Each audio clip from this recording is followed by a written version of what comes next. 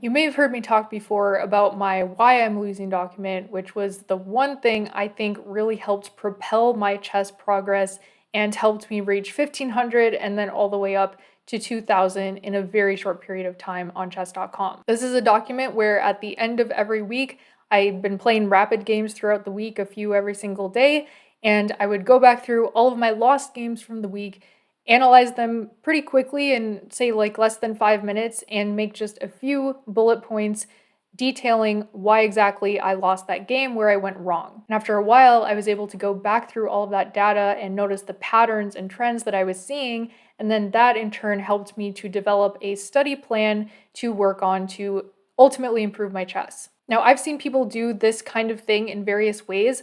Let me tell you the specifics of how I did it, and feel free to, do it in whichever way feels right for you. So the reason I did mine at the end of the week is for that emotional detachment, because when you lose a game of chess, it hurts. It's annoying. You're mad. You're like, oh, I shouldn't have lost that game. That was a stupid blunder. And you are really feeling that intense emotion. When you wait till the end of the week, you're a few days removed from the pain, the sting of that loss, and you're able to look at that game with a little bit more of an objective lens. And I really try and take this bird's eye view of it's just a game, and it's the black pieces and the white pieces, and we're just going to look at the moves that were played in the game, and you really try and take yourself out of it. Also, saving them all for the end of the week helps you to sort of see those patterns come out in real time, because as you're going through them, you might literally notice the trend as you're going and say, oh my goodness, in like half of these games, my problem was king safety, or my problem was missing tactics, or I had struggles in the end game, or I was messing up this particular opening.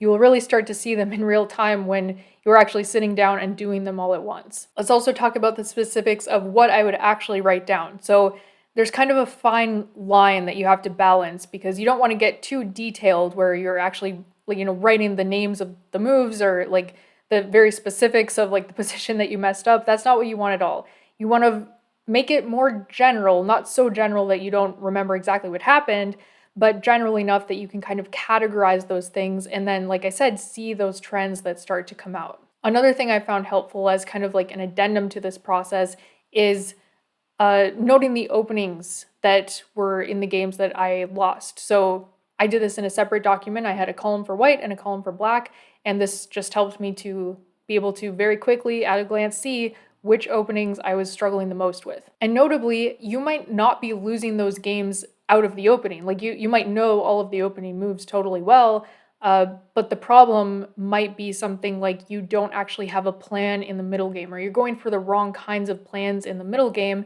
and just being aware of that can be really helpful again in building out that study plan to help you move forward. So I'll give you an example. When I was first doing this, I noticed that I was having a lot of my lost games be in the French exchange variation. So I was surviving the opening just fine. I was getting out of it alive, and the position was even equal out of the opening, but I wasn't really sure what to do once I got to the middle game. So there are a few things that can help you out with this. You can use the engine. You can see a little bit further. You can, play it out against the computer from the other side and see what the engine would do in these kinds of positions. You can also look at master games. This is a really helpful thing just to see, what are strong players doing in these kinds of positions? So I thought it would be really helpful to actually go through one of my recent lost rapid games and just show you, like, literally in real time how exactly I would do this. So I had the black pieces in this position. I'll just kind of talk us through it. And I played the Sicilian. They're going for the Alpin. I have not studied this very much recently, so my moves might be kind of funky, but we will see how this goes. I actually do not remember. Oh, I do remember what went wrong here. There was a weird sequence of trades. Okay. So all of these moves are played. This check, I have to block. This was all fine. I'm looking at the engine off to the side. I'll let you know when the bar switches, and it is right here. White is suddenly winning after castles. So what should have I done instead? Just bishop d6 or bishop takes d4. Yeah, all of this tension is really annoying. Yeah, bishop d6, that makes a lot of sense, because you're still defending the knight. You can castle then on the next move. So the problem here is that after I castled, my opponent was able to capture like this. And after this sequence of trades, there are 3 attackers on this knight, and there are 0 defenders of this knight, and if I move it, I'm going to be losing an exchange. So I didn't calculate all the way to the end there, but yeah, bishop d6, I didn't even think about that, I don't think. That would have been a nice move. Okay, so what would I take away from that position? Well, what really happened was I missed a line when I calculated. Because I think what I calculated was castles and then takes. I mean, this all happened. What I missed is that this rook is here. And so I can't just move this.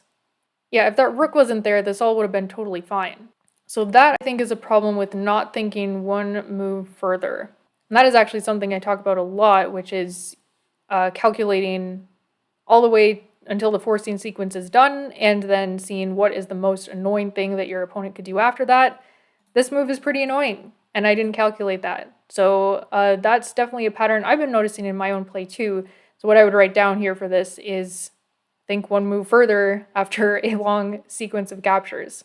So after this, I don't think there were really any other critical moments, because I mean I was just losing.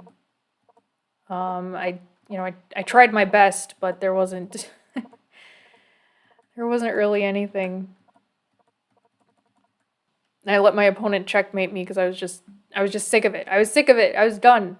So again, if you are ready to bring your chess to the next level, it is incredibly important for you to get comfortable with looking at your own losses. This is a barrier to overcome so that you can figure out what you actually need to work on, what is specific to you in your games that is causing you to lose. Once you can get rid of those things, you can make better mistakes in the future and hopefully climb up that rating ladder. But I will thank you so much for watching. If you're new around here, please do consider subscribing. It helps me out a lot and you will get more content like this. I will see you soon.